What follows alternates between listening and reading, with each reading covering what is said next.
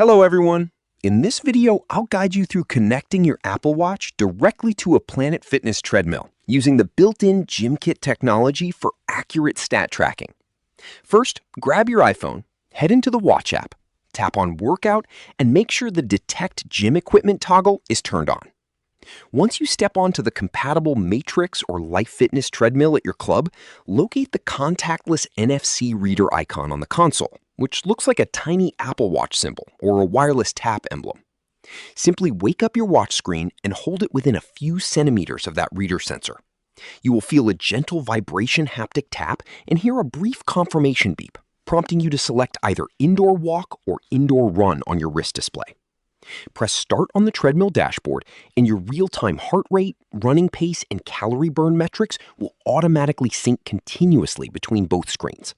Subscribe to the channel for more videos.